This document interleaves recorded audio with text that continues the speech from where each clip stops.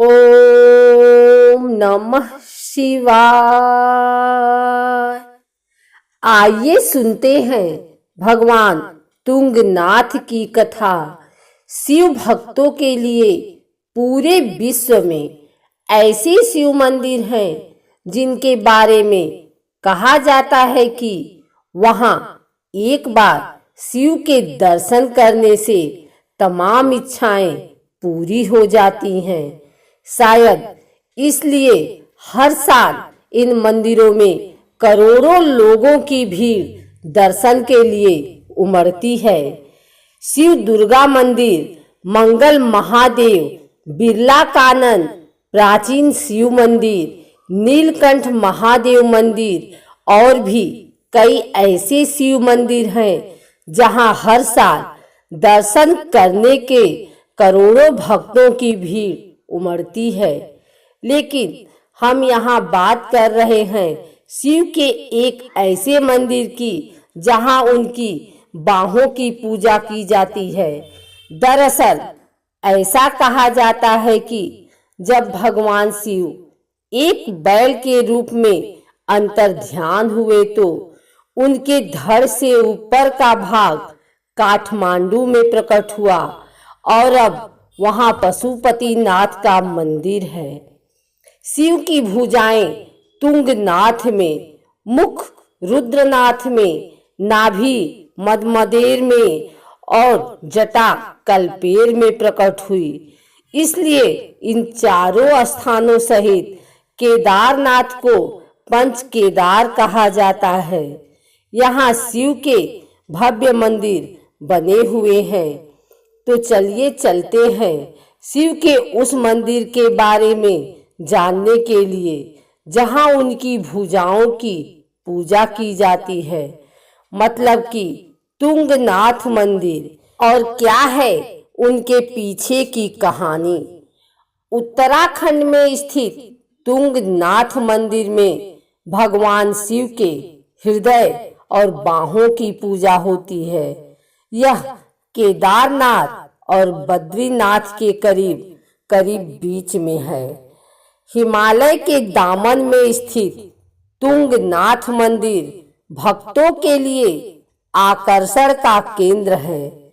इस जगह की खासियत यह है कि यहाँ आकर हर एक इंसान तनाव को भूल यहाँ की शांति को महसूस करने लगता है। यहाँ के शांत माहौल का लोगों पर इतना प्रभाव पड़ता है कि जीवन के प्रति उनका नजरिया ही बदल जाता है। तुंगनाथ मंदिर यहाँ की सुंदरता आप कभी नहीं भूल पाएंगे। तुंगनाथ मंदिर अपने धार्मिक महत्व के साथ साथ अपनी प्राकृतिक सुंदरता के लिए भी फेमस है। यहाँ पहुँचने के दौरान प्रकृति का सानिध्य अलग ही एहसास कराता है। यहाँ की यात्रा कुछ दुर्गम जरूर लगती है, परंतु इसका अनुभव पर्यटकों को रोमांचित कर देता है। यहाँ रास्ते में गणेश जी का एक छोटा सा मंदिर भी पड़ता है। ऐसा माना जाता है कि उनके आशीर्वाद से आगे की यात्रा बिना किसी विघ्न के पूरी होती है। ठंडी और ताजा हवाएं भक्तों को थकावट का एहसास नहीं होने देती हैं। तुंगनाथ पहुंचते ही चारों ओर तरह तरह के रंग बिरंगे फूलों के दर्शन कर सारी थकावट ही दूर हो जाती है। इसके अलावा यहाँ पक्षियों की चहचहाहट और झरने का सीन आपको कुछ ही सेकंड में अपनी ओर आकर्षित करता है। इस मंदिर से जुड़ी कई कहानियां और मान्यताएं प्रसिद्ध है।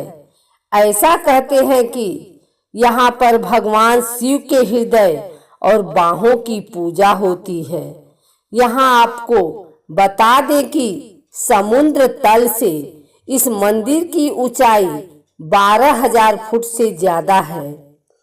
इसी कारण इस मंदिर के आसपास के पहाड़ों पर बर्फ जमी रहती है।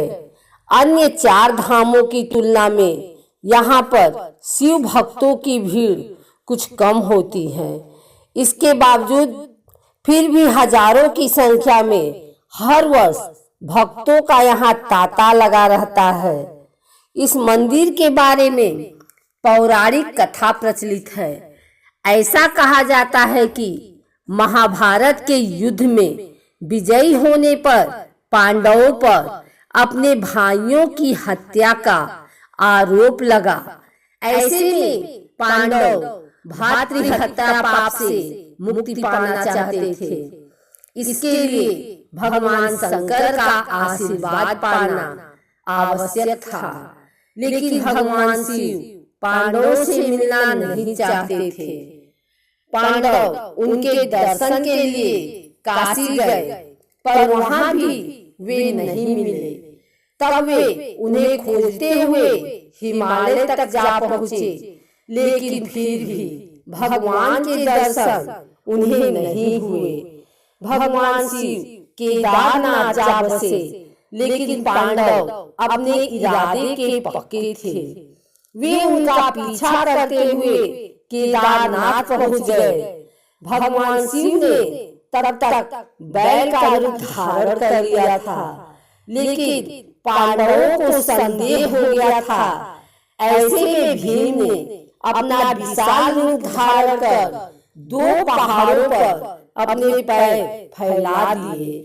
अन्य सब गाय बैल तो निकल गए, परंतु शंकर रूपी बैल भीम के पैर के नीचे से कैसे निकलते।